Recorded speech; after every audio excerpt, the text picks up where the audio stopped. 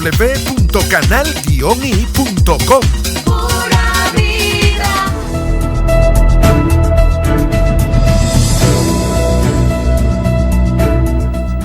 De vuelta con ustedes este jueves 13 de octubre. Como siempre, gracias a quienes envían sus saludos a través de las redes sociales, a nuestra entrevista anterior con Carlos Prosperi. Nos mantenemos en el tema político, pero desde otro punto, no desde quienes son actores, sino desde quienes asesoran, desde quienes acompañan la estrategia política en este país tan convulsionado, donde todos los días, como mencionábamos en nuestra entrevista anterior, mientras el país está enfrentando las lluvias, el país está en esta realidad de viviendas abnegadas, de fallecidos en algunas comunidades por consecuencia de las lluvias, la política estaba presentando este anteproyecto de reglamento para las elecciones primarias de su candidato de cara a 2024. Hay un tema de diferencias respecto tal vez a las agendas tanto de la sociedad como la de los políticos, y quisiéramos hablar un poco de esto con nuestro siguiente invitado, Pablo Quintero, consultor político y también asesor en materia de comunicaciones. Pablo, muchísimas gracias por estar con nosotros. A ti, Carlos, un gusto estar en tu espacio, en tu programa.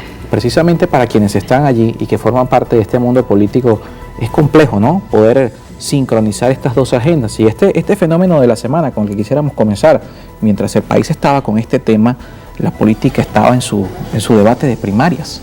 Bueno, fíjate que parte de lo que pasa en Venezuela, Carlos, es precisamente que el venezolano no está siguiéndole el ritmo a la política, como los políticos a veces creen, ¿okay? El político tiende a caer en algo que se llama sesgo de confirmación. ¿Qué es el sesgo de confirmación? Es precisamente yo pensar y ver el mundo en base a las creencias y a las opiniones que terminan justificando mi forma de ver las cosas. Eso lo vemos mucho en las redes sociales, lo vemos mucho en el efecto del like, en el efecto del me gusta, de las reproducciones. Hay políticos y esto es algo que la gente lo siente, que no salen de las redes sociales. O le hablan solo a las redes sociales. O le hablan solo a las redes sociales. Y hay diversos estudios, nosotros desde nuestra consultora hemos realizado algunos estudios de forma privada para entender un poco a dónde está la gente con las redes, cómo está consumiendo información, cómo está percibiendo la información y cuáles son las emociones que le genera la información. Porque al final la política, tú muy bien sabes también, es emocional. La política no es absolutamente racional. Lo que sería racional en tal caso puede ser la estrategia política, pero cómo la gente percibe a la oposición es a través de las emociones, a través de algunos recuerdos, algunas imágenes, etcétera, etcétera. Entonces yo creo que la Venezuela de hoy es interesante analizarla desde el punto de vista de la investigación, a dónde está la gente. No la gente de Miranda, no la gente de Chacao, Baruto y Alatillo, dónde está la gente de Charallave, dónde está la gente de los Altos Mirandinos, dónde está la gente de San Fernando de Apure, dónde está la gente de Táchira, dónde está la gente de las periferias, esas personas que al día de hoy no tienen acceso a datos de internet porque se va la luz, porque no tienen dinero para recargar, simplemente para pagar un plan de internet. Claro, que es una variable importante. Es una variable. Puede que haya conectividad, el tema es que puedas mantener una renta estando todo el día en TikTok, en Instagram, en estas plataformas. Eso es inviable. Es inviable. También hay otra realidad, Carlos, que es la económica. La mayoría de los venezolanos están enfocados desde hace muchísimo tiempo en arreglar lo que se dañó dentro de su casa, es decir, la visión de cómo está el metro cuadrado. Se te dañó la lavadora, se te dañó la nevera, siempre las cosas se dañan en el hogar, hay que repararlas, por supuesto, y eso cuesta dinero. Yo creo que el político venezolano tiene que hacer un ejercicio en salir de su caja mental y entrar en la caja mental del venezolano de a pie, de ese venezolano que no vive en los privilegios que quizás tiene vivir en Caracas, vivir en Estado Miranda, que vas y echas gasolina, pagas, etcétera, etcétera. No todo el mundo, pero la mayoría. A la población que se le va la luz, se le va el agua, tiene que buscar gas, tiene que comprarle los útiles a los chamos y no tiene dinero. Esa población que sigue percibiendo sus ingresos en bolívares. Entonces, ¿está la política siendo útil para el ciudadano? Esa es la gran pregunta, habría que reflexionar al respecto. ¿Siente el venezolano utilidad en la política? ¿Siente que le ayuda, lo beneficia en algo? Y lo otro es, los políticos están investigando el estado mental de la gente del día de hoy, que no es el estado mental del 2019. Un estado mental o unas emociones de ira, rabia, impotencia, y eso lo notábamos en la opinión pública perfectamente cuando tú revisabas las agendas y las matrices de opinión. Hoy, ¿qué Movilizabas emociones a la gente a través de la ira y a través de la rabia. ¿Qué emociones estamos viendo hoy en el ciudadano en esas encuestas? Un poco de desespero, un poco quizás de desilusión, por supuesto, porque cuando tú llevas a la población, elevas las expectativas de cambio, claramente. Bueno, mira, Maduro le quedan horas, tic-tac, desde Miami muchísimas cuentas, periodistas trabajando para upar este tipo de salidas rápidas, ¿ok? Entendiendo que, bueno, que en ese momento, en ese contexto, muchos venezolanos creían que esa era la salida y era algo normal. Ahora bien, cuando tú lo llevas desde el punto de vista estratégico y político, esos mismos actores que promovían esa salida, hoy en día no le han explicado al venezolano qué ha pasado, en qué se invirtió el tiempo, qué salió mal, qué se va a hacer mejor.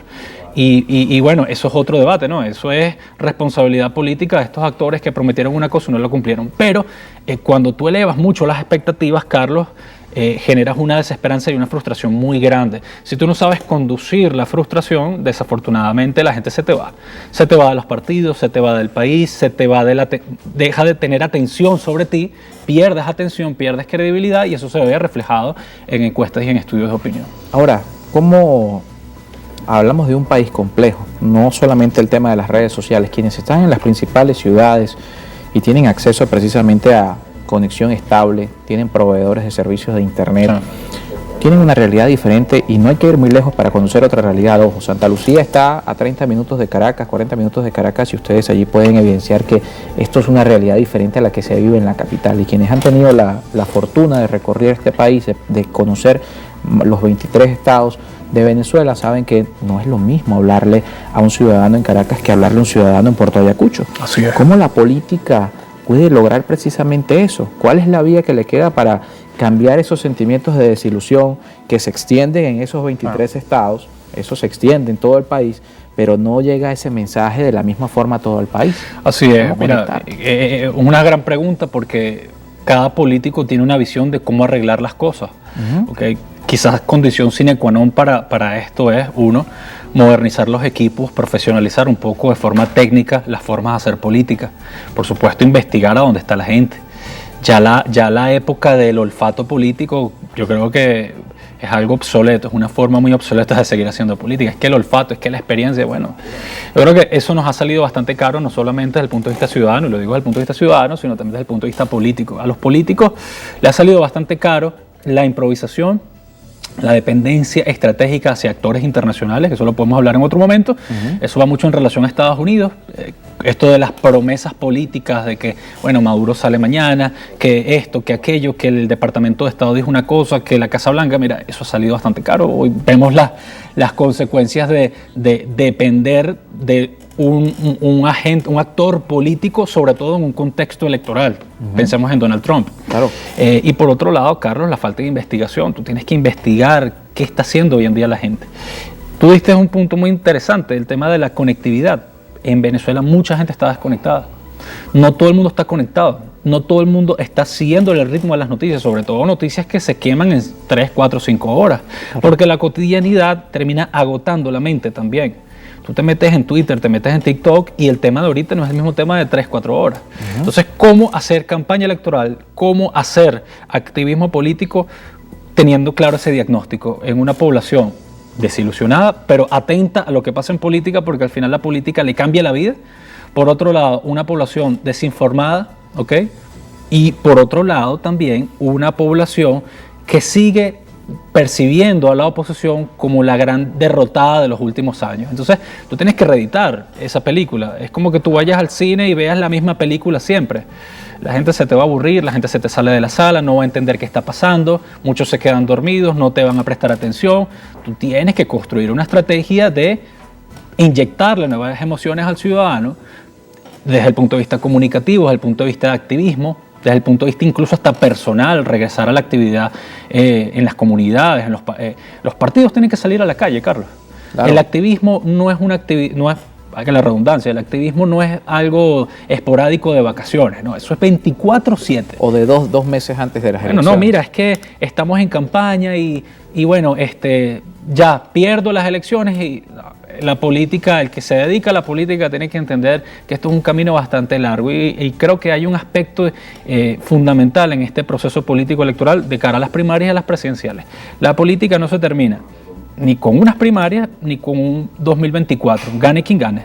Después vienen otros procesos electorales. ¿Qué debe hacer la oposición? Que esto es una de las discusiones y uno de los debates y conversaciones que hemos tenido con muchísimos actores. Pensar desde el punto de vista estratégico y no desde el punto de vista emocional y reactivo. Entender que la política en Venezuela, dada la naturaleza del sistema, del modelo, requiere esfuerzo, requiere innovación, requiere riesgos, tienes que arriesgar. Y lo otro también es pedirle incluso disculpas y perdón a la gente por tantos desaciertos políticos que están sobre la mesa. Nos toca hacer una pausa y venimos con la última parte de nuestro espacio. Hay ejemplos interesantes, por supuesto quisiéramos desde la visión de Pablo Quintero, que es politólogo y por supuesto es quien domina el área. Hay un ejemplo interesante que pasó en Colombia, lo hablábamos fuera de cámara. Rodolfo Hernández había sido por supuesto alcalde en Bucaramanga, pero Rodolfo Hernández era un desconocido de la política. Rodolfo Hernández hizo una campaña en redes sociales y logró llegar a una segunda vuelta electoral. ¿Por qué eso no es posible en Venezuela? Porque estamos hablando precisamente en nuestro contexto de lo malo que es hablar a través de las redes sociales, de hablarle a la población en redes sociales, y estamos viendo en Colombia que alguien hablándole a las redes sociales, con polémica, con un discurso de mucha confrontación hacia la clase política, logró llegar a una segunda vuelta. ¿Cuál es la diferencia de los dos escenarios? Lo conversamos luego de la pausa con nuestro invitado.